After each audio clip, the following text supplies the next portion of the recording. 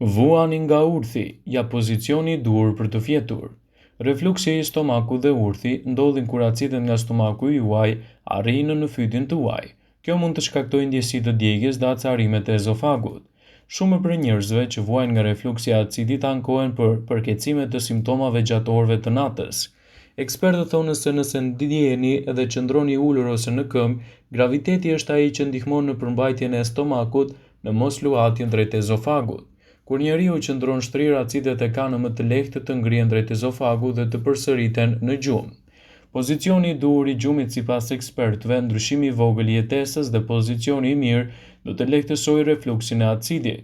Një ndryshim i thjeshtë kur pozicioni mund të jetë është se ju mund të lehtësoni edhe simptomat.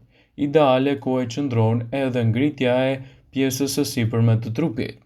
Ekspertët këshillojnë që të flini në anën e majtë nëse vuani nga problemet e refluksit.